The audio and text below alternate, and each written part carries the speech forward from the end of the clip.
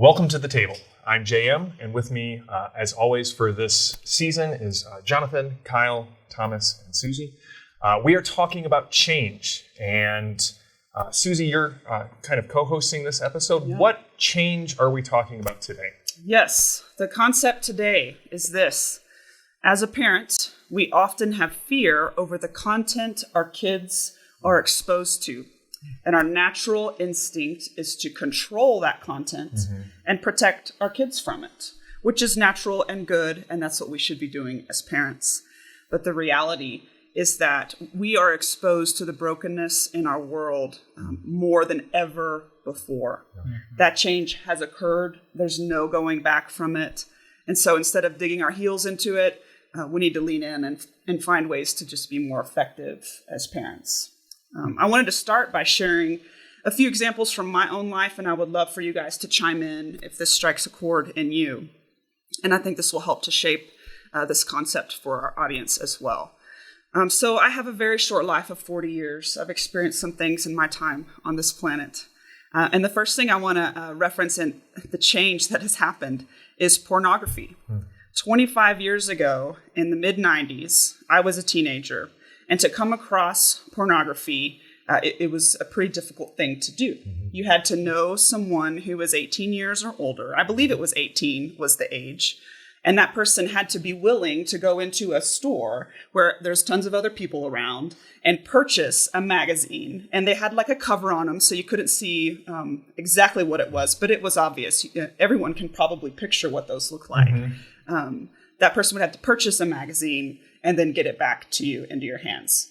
And that's actually how I came across my very first experience with pornography was with a friend's mom's boyfriend who they were laughing about it and talking about it. And of course, as teenagers, you're curious. And he's like, well, I'll go buy you guys one. And he did.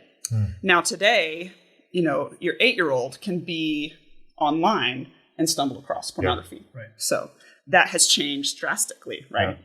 I think one of the big shifts, like I've talked to a lot of guys about this, and there was a reality, I think when we were younger, those of us who, let's say, 35 on up, I don't know where the cutoff is, but those of us who are middle age, where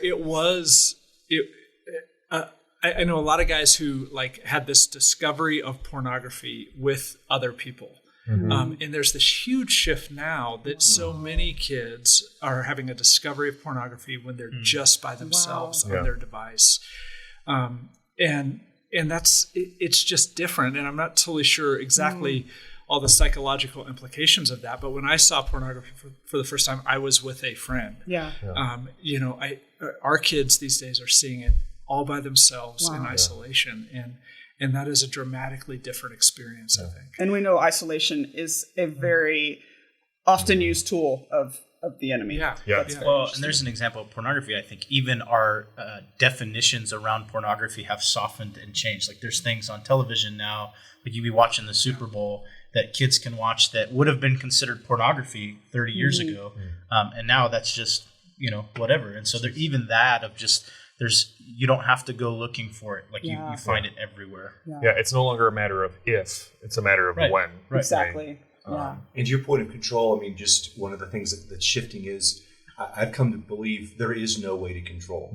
And I'm the IT director for my family, basically. And through the years, I've used this internet program or this ad blocker or this thing or whatever. And there are still ways around any kind of walls or anything that we put up, and it's just it feels disheartening in a sense because there really isn't that sense. And in fact, sometimes some of the things I've put up have given me a false sense of security. Like, we have this porn blocker on our phones, and so we don't have to talk about it. We don't have to talk about it. Don't have to have the conversation. And the sad thing is there are people who are far more invested and far smarter at computers who are invested in making sure they can get around whatever's coming up because they know it's a matter of hooking, and then you're in.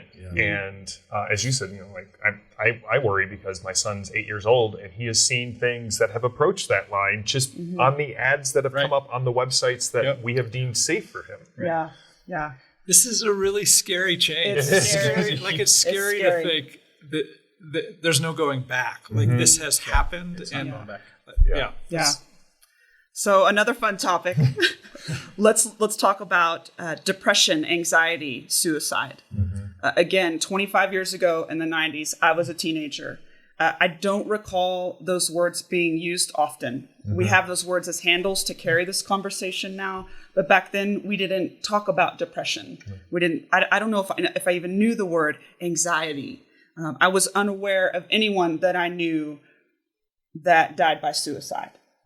And today we use those words often. They're very normalized. I think that scares parents. And honestly, if you live in our county, El Paso County, and you have a teenager, I imagine they have been affected by a peer at their own school dying by suicide. We have a crazy high suicide rate. And I do want to kick this topic off by saying, debunking the myth. A lot of parents are afraid, well, if I talk to my kid about suicide and we haven't talked about it before and they don't know about it or they're not aware of it, I'm going to plant some idea in their head. And that is a myth. We've got to lean into that conversation and talk about these important issues because they're in our faces all the time. Yeah. Growing up, we never talked about that. And it has come out since then that some of like extended family members, both in my family and my wife's family, they struggled with depression. They went on medication for it and they never talked about it. And it made identifying those things in our lives that much more difficult because it was like, well, I don't know what's going on. This isn't normal. I don't know how to talk about it. And then to find out years later, oh yeah, your aunts went through the same thing. Your uncle went through the same thing. It's like, well, if you had just overcome that fear and actually had handles to carry the conversation, how much more helpful would that have been to the next generation? Go ahead. There's been a shift in this for sure. Like I remember 20 years ago doing funerals for people that had committed death by suicide, and back then the common request was we don't acknowledge that. No one knows how it just happened. This guy just died, and we couldn't acknowledge it or talk about it because there's so much shame connected to it. And I think a very positive thing actually about this topic is it is out there now, and we can have language and we can talk about this with our kids. And we still have that stigma in the church that's thankfully bleeding off.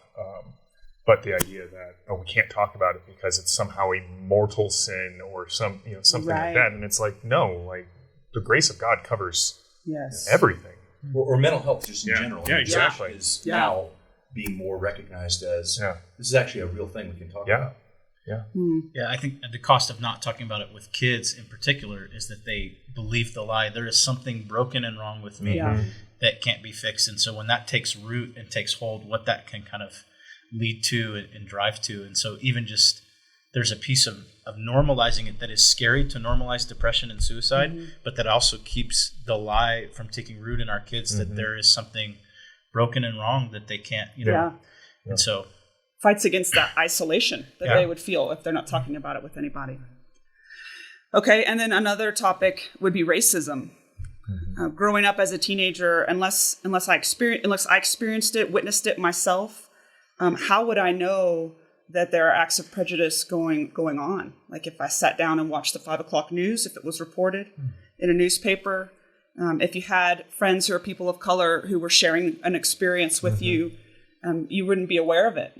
You would be unaware of movements happening unless maybe by word of mouth, hey, we're going to go march down at the courthouse because we believe there's unjust things happening. And these days, it's all in our face. You can watch a man get murdered on social media. Racism is everywhere. I was talking to my sons about this at the dinner table, and obviously with the murder of George Floyd, it's on everyone's mind. Everyone's talking about it, and everyone is consuming a lot of news about this subject. And one of my sons said that he was getting most of his news about it from TikTok. And I had this moment where I'm like, I know what TikTok is because I'm a very cool dad. Yes.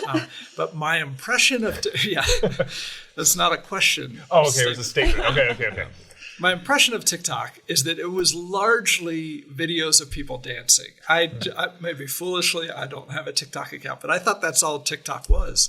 And here is my son saying no, that he's hearing news and he's seeing videos of events that have happened on this app that I'm like, well, that is very interesting. And so I don't even know what to do with that. Is that a good thing, bad thing, indifferent thing? I know somehow China is connected to TikTok. There's so much that I don't understand, but it just highlighted for me that even in this scenario where we need to have incredibly thoughtful conversations with our kids about racism, here's this like third party, this app and this news source that is somehow interacting with our kids. And I don't even know what's happening in that context. It filled me with a little fear. Yeah. I think that brings up a good point is with the abundance of media and the abundance of ways to get information, if we're not talking with our kids about it and actually opening up dialogues so that they feel comfortable coming to us and talking about it, someone else will. Right. And it may not be a person, it may be it may be TikTok as sort of like an entity and what they're consuming and parsing. And that's scary for me too. And there's all kinds of studies about like the first time you learn about something, the position that you hear becomes like your default position that all other information has to compete against to kind of change your mind about something. And so when you throw in stuff like social media, you have not just the sin of racism or the horrible things that are happening, but all of the crazy rhetoric and polarization and of things and crazy opinions. And I think when someone hears something for the first time, especially a young person, it's easy to internalize all of those opinions, make it become fact, and then everything else is competing against changing their mind of something that wasn't, true to start with. And so there's just this piece of there's a discernment question. There's all these things of helping sort through the mess of that. And even as adults, we get caught up in the rhetoric and polarization. Yeah. But at least we can see it on some levels and go, I see how this is something else. Our kids wade into that stuff without any idea of what's happening and what's even competing for their attention, opinion, position, all of that, Yeah. I think something that's, it's probably true about everything this season that we talk about with the subject of change is this is not change for our kids. Yeah. This is all change for us. We're all talking about, well, when I was 13, I had a great grandmother that was born, in the 1800s and lived at a time when there was no flight. And then she lived to a time when we landed on the moon. And so the massive amount of change that she saw, well, I've grown up in a world where I didn't experience that kind of change. And I think when we keep thinking about this stuff as change, but our kids are natives to this stuff. Yeah. They are natives to how TikTok works. They're natives to how they're experiencing the conversations about racism. They are natives to their exposure to pornography. We're the ones that are all struggling with the change that's here. Yeah. So that's kind of interesting to me is, well, they're not experiencing as change, then it's just life. And so that requires us to redefine our definition of protecting our kids. I think there was a day, and it's gone, that you could protect your kid from pornography. Maybe. I think that is gone now. And I don't think we give up that fight, but I redefine what protect means. I don't think it means I will shield my kids' eyes from ever being exposed. That's impossible. So I need to redefine protect for my kids. Maybe that means protect their heart, protect from isolation, normalize the conversation, share my own story with my kids so that they're not afraid to share the story when it happens to them, So, No, go ahead. So it's just, we talked a lot about this in season 2. Yes. Go check out season 2 of Welcome to the Table podcast if you want to have hear more discussion around this topic. But to me, it seems like a shift of less of protecting my son from exposure to any of these things and building sort of a shelter and protective space where he can come and we can have a discussion about this. Absolutely. That's the win. And that I think is the big shift in my mind. Tell me what you think about this, but this is where my head goes, is that the battle's not over exposure, the battle's over isolation. Yeah. And it's not, it almost feels defeatist to say, we can't win the battle of exposure. But my parents didn't win it with me, and the world is much more complex now for my kids. I think the battle to fight as a parent is that one where our kids are isolated, they're left to their own thoughts and their own, processing, or they're only processing with peers. They're not processing with anyone with life experience that could bring some wisdom to it.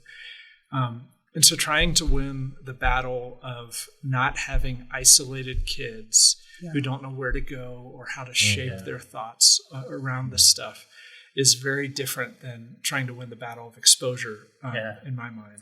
Well, That's good. It makes me think of what you were sharing when we were talking about pornography, Thomas, is that sometimes there's this false sense of security of, hey, there's this filter in place or there's this thing, so I don't have to have the conversation, or like this is settled. And so I think the lie to believe on the exposure battle is just that if I could just keep my son from seeing anything, then we don't have to have any of those kind of conversations about the ugliness of the world and all of this. And the reality is it is totally untrue.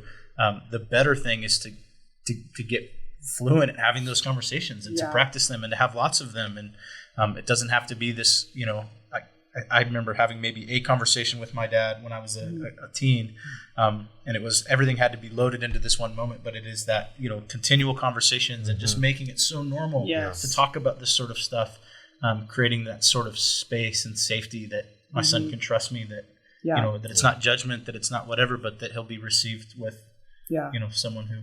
Well, and as you said earlier, I mean, even if we had a perfect filter and we had perfect vigilance and we shepherded our children to 18 with no exposure to racism or pornography or depression and suicide, and then we send them out into the world, we've done them a disservice because they're going to hit all of that in the face immediately. On their own. Without any tools to navigate it. Yeah, I've kind of had this thought in parenting where you have this sliding scale almost, where at one end is the word maybe protect, and the other end is the word prepare.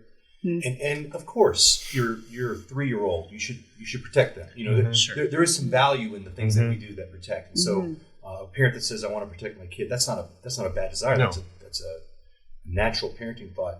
But you're realizing that from the day that they're born, there's coming a day when they are going to be released out into the wild. The Bible says, "Shot like arrows from a quiver," and you're kind of moving that needle all the time. And what you don't want to do, I think, is just like you just said, well, I'll just protect until 18 and then Katie bar the door, you can do whatever you want.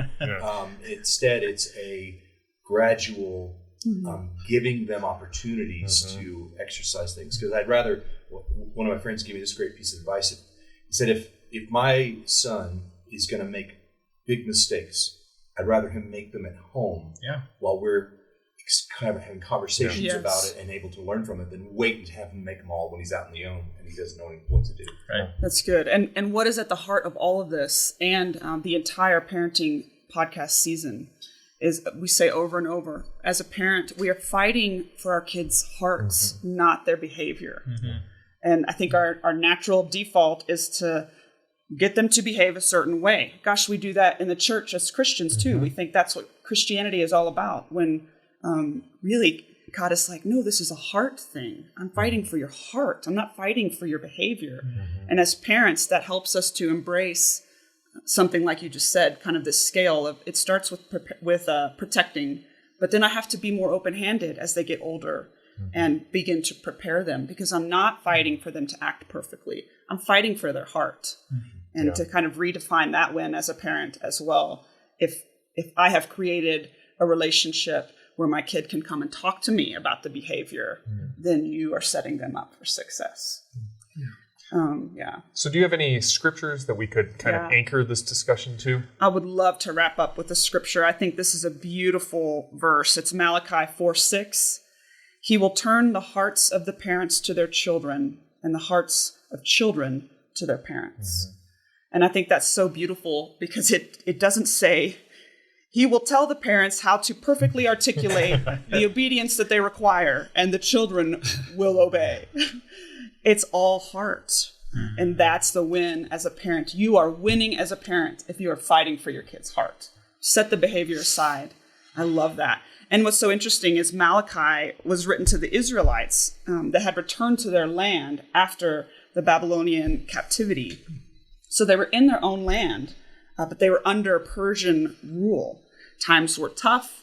The harvest was really poor. There were plagues running rampant.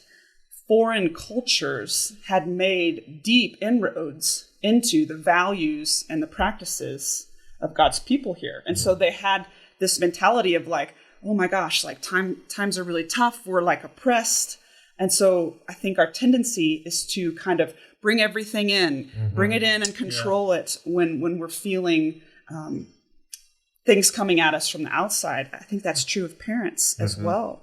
And Malachi gets on to the people because they have this mentality of protect. We've got to protect ourselves. They're sacrificing only their lame animals. They're keeping the best for themselves. They're not tithing their complete tithe. There's this fear driving them of we've got to protect our own, look out for ourselves. And it reveals a lack of trust in God when we do that. Yeah. It's not a genuine faith when you feel like I've got to control this. I've got to bring it in here to protect mine, to protect my family, to protect my children. When we trust God with the things that he's given us, we don't hold back. He can be trusted, especially with our children. And God says this in Malachi chapter 3. He says, test me in this, says the Lord Almighty, and see if I will not throw open the floodgates of heaven and pour out so much blessing that there will not be room enough to store it. And I know he's not talking specifically to parents, but I believe just the heart of that book and what's going on is so relatable to this topic. Yeah. So, yeah. That's good. Well, any final thoughts? Anything you guys want to share before we wrap up the episode? That was really good, Susie. That was great, really guys. Thanks for leaning into that stuff. It's hard stuff, I know. Yeah. All right. Well, you can find us on the Pulpit Rock YouTube channel, live on Wednesday nights. Podcast is on the PRC website. This has been another episode of Welcome to the Table. Thank you for engaging with us and joining us here, and we will be back in a week to have more discussions on change.